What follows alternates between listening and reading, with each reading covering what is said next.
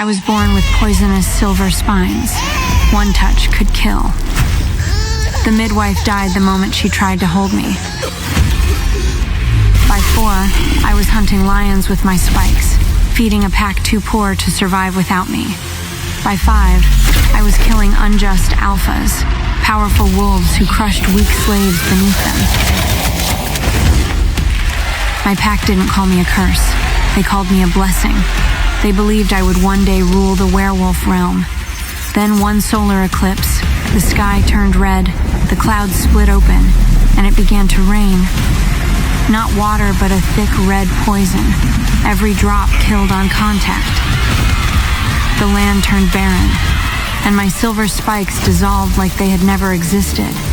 I watched my entire pack die in front of me. I was powerless, barely able to crawl to my dying mother. She pressed a sealed letter into my hands. Keep this letter safe. It will take you where you belong. She died in front of me. As I sobbed beside her body, a silver light filled the sky, and a heavenly voice blessed me. Talia, you are the child of Moon Goddess. At 18, your true power will awaken.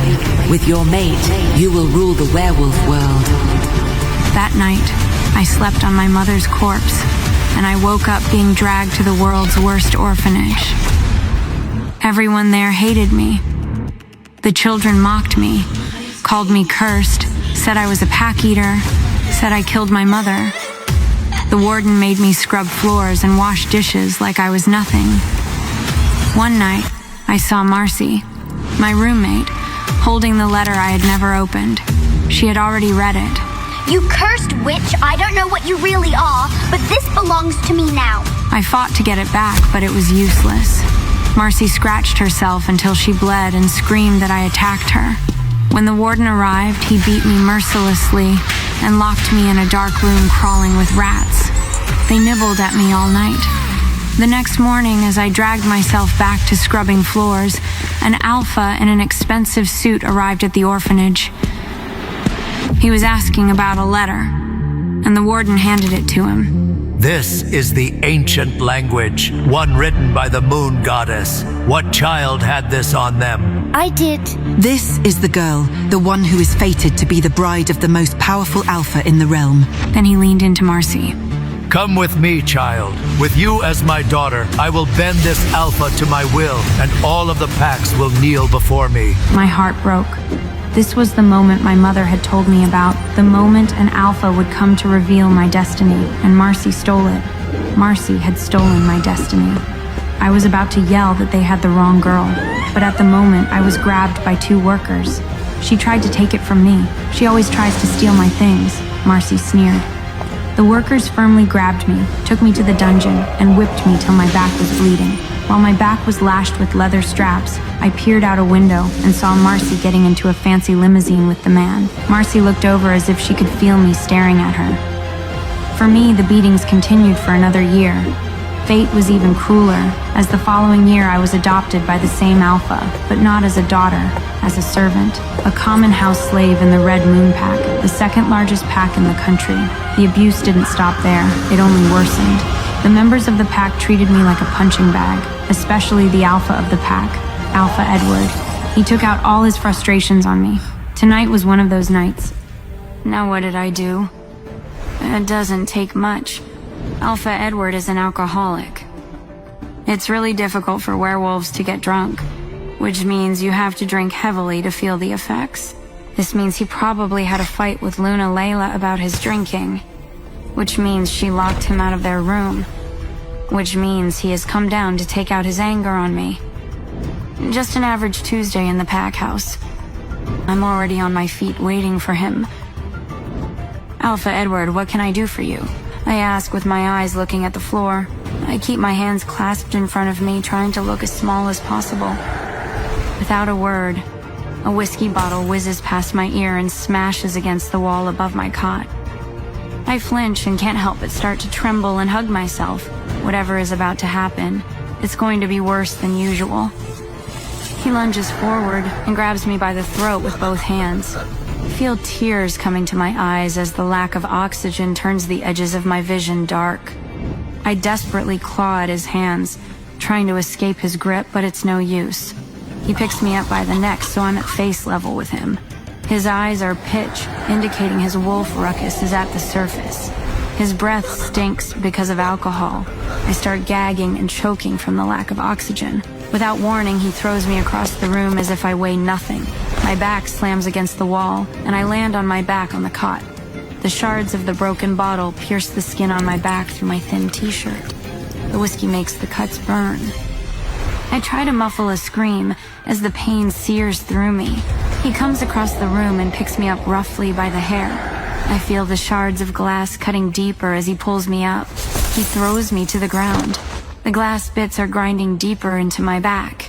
I can feel something wet soaking through my shredded shirt.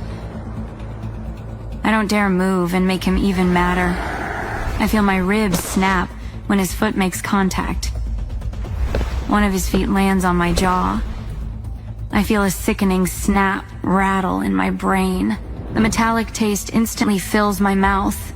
Alpha Edward has been using me as his punching bag for years, but this was way more intense than it has ever been before. In the past couple of years, he started dipping the whip in wolfsbane, which makes me heal slower, so now I have gnarly scars across my back and arms. I manage to eke out. My voice is small and garbled. He abruptly stops and walks out of the room. He comes back a moment later with the whip and starts lashing my back relentlessly. The whip is dripping with wolfsbane. The lashes, combined with the glass shards still in my back, combined with the wolfbane, are too much. My vision turns blurry and I pass out. Numbness surrounds me. Is this what being dead is like? It's peaceful, but a little bit boring. At least I don't have to feed the pack. And the constant soft beeps are soothing. I don't know how long I've been dead, but I feel like I want to open my eyes, ready to take on the afterlife. After what seems like forever, I'm able to open my eyes and find I'm alone in soft comfort in a brightly lit, clean room. This is the afterlife? Maybe this is some sort of waiting area. But where's the lobby? Is there a receptionist? My mind slowly becomes more clear and I realize I'm not dead. I'm in the pack hospital. I need to leave before the Alpha finds me outside the dungeon. I can barely move my body. Every move causes excruciating pain. I start to panic, making the beeps in the room become faster. Oh, I'm hooked up to a bunch of machines. I try to figure out how to unhook them so no one hears the noises. Too late. I hear people in the hallway getting closer. I try to sit up. I need to ignore the pain. I have to escape. I slowly slide off the side of the bed. My legs were wobbly. The tubes and wires sticking out of me prevent me from getting too far. The door opens, and the pack doctor comes in with a nurse. The doctor is an older person. Talia, you're awake. Let's get you back on the mat, shall we? The doctor says gently. He and the nurse come to either side of me and reach out to hold my arms. A deep growl escapes my chest. "Don't touch me," I snap, shaking them off. My voice is scratchy and raw, and my mouth feels like 1,000 needles are poking into it. It's all right, Talia. No one is going to hurt you here. We're trying to help you heal. Let's get you back to it, and I'll get you a drink of water. The doctor raises his hands in surrender. I look at him hesitantly before the nurse hands me a cup of water with a straw. The water feels good on my throat. The doctor sits in the chair beside the bed as the nurse checks my vitals, starts messing with the tubes and wires attached to me. Talia, you had surgery to remove hundreds of shards of glass from your back. We also had to reset some ribs, your jaw, and you had a lot of wolfsbane in your blood. We gave you a transfusion to clear it from your system, so you could heal. You're lucky your wound isn't so serious. Sure about that last part, doctor? I think to myself. When the pack realized breakfast had not been prepared, Tony went to get you and then found you on the ground in your, room. He looked at me with sympathy. Talia, who did this to you? It's a crime. that could be grounds for banishment from the pack. I can't answer him. I stare at my hands on my lap quietly. How can I tell him Alpha Edward is the one who caused this?